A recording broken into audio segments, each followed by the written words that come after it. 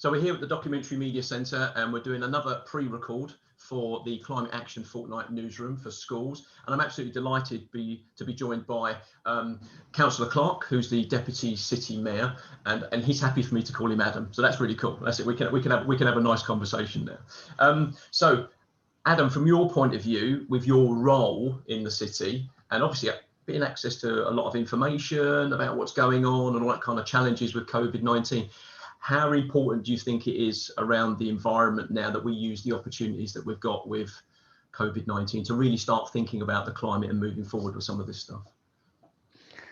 So yeah, I suppose these, difficult times that we're going through at the moment have given us the opportunity to reflect on kind of where we're going as a city and as a society. And I think what we've been able to do is to really think about what does the future of Leicester look like. And we've particularly been looking at what the future of transport looks like during COVID-19. So people will have seen that we've been putting more cycleways in, putting some temporary cycleways in.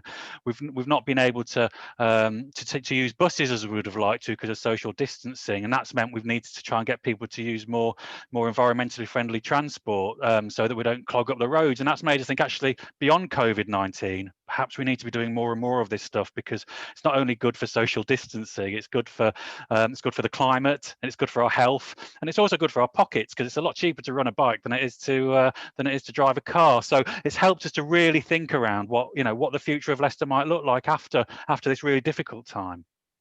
And it's been great to be able to work with Lee Jowett, who's responsible for the Sustainable Schools Leicester project and Eco Schools programme. So it's been great to support Lee over the last couple of years, but it's particularly around this newsroom, because it really is, it feels sometimes as an adult that when you talk to other adults, if they're willing to talk to you, that they're almost like beyond change.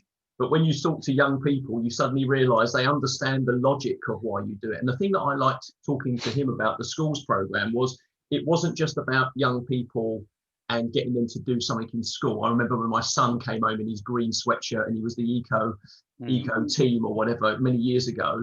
Now it was about getting the school, the teachers, the parents, the trustees, involved as well. It's kind of more of a change in people's approach, the kind of the psyche of what it is. I mean, do you have that built into the strategy for the city about taking young people on that journey with you, because they are the citizens of the future?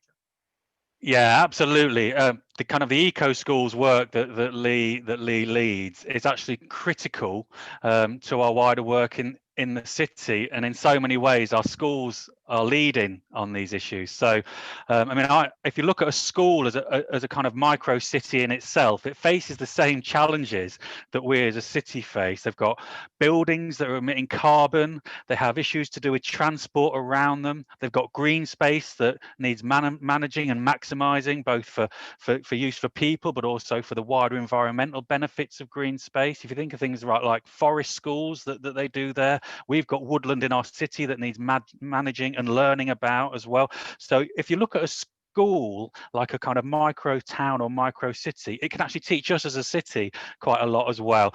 And in terms of children and young people's engagement, you're absolutely right. Children and young people get this much better than probably most adults do. And the way I see it is that children are natives in this world.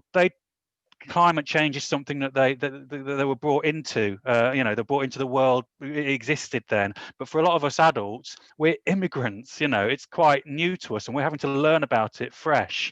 And so, actually, we can learn a lot more. It's a bit like computers. Children understand computers and IT and technology better than we do, because we remember the world before that. It's the same, I think, with climate change. We've had to get used to a new world, whereas this is the world that children and young people understand and know. So in that sense, children and schools definitely lead the way. And the work that we do in Leicester is actually nationally leading around eco schools. So we've got the most successful eco schools in England, which I think is something to be really proud of. And that's why I'm really keen that the whole city knows about it, so the whole city can learn about what our schools, the fantastic work our schools do. Brilliant. That's good. Thank you very much. That's a great one. So let's look at just one final thing now. Obviously, not going to put you on the spot, but I'm going to say to you, what's your personal climate action pledge? What do you talk to your your family about, would you talk to your colleagues about when you go into City Hall, when you go out, what sort of things are you saying to people that they need to personally do? Because it's very easy to think, well, what are you doing for us as the City Council? But what we're into here is people's changing those kind of micro actions and their own ways of, being sustainable and stuff like that. What sort of things are you going to be doing? Yeah, I mean, individual actions are really, really important, aren't they? And I think important just to show that we are leaders in our own lives, as well as having kind of leadership roles within our schools or within the organisations we work for, or across the city, such as myself. We have to try to be leaders in our own lives. And so, yeah, I mean, at home, I follow the reduce, reuse, recycle mantra. So not using as much, not using as much as I used to. But if I am using something, I try and reuse it, or if I can't reuse it, I will recycle it. So that's quite a simple little mantra to have. In terms of transport, as I've said, I mean, most journeys in Leicester, within Leicester, because it's quite a compact city, most journeys by car are actually walkable or cyclable.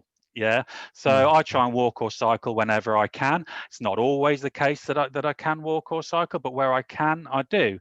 So that is really important, and it is really important that we do that. But what I would say is that those individual actions won't stop the climate emergency, and it is actually for big organisations to genuinely lead the way here. So organisations like the City Council, organisations like big businesses, like our universities, our hospitals, we've got to expect, as much as we lead in our own lives, leadership needs to come from those big beasts that are actually the ones that are creating some of the emissions that we need to stop in Leicester and beyond. And it's important that cities lead the way, because cities are the biggest emitters of carbon and creating climate change. So yes, let's make those little changes in our own individual lives and lead in our own lives, but let's expect those that kind of lead us to lead the way as well. Perfect. Well, I think that's the perfect place to end it. That's a good one. I'll get that on a t-shirt somehow. Try and fit that all on, yeah. Thanks very, very much for taking the time to talk to us. Really appreciate it. Like I said, this will go out at the beginning of the newsroom as well. So I think it's just, telling our young people in schools as well that, as adults, we are listening to maybe the science, Greta, people like that, kind of understand why they've got anxieties maybe about the environment. And obviously Leicester is trying to lead the way in that. So that's great. So thanks very much for taking the time to talk to us today. No worries, really enjoyed it, and good to see Tina very briefly. Take care, guys. See you later, Adam. Look after yourselves. Cheers.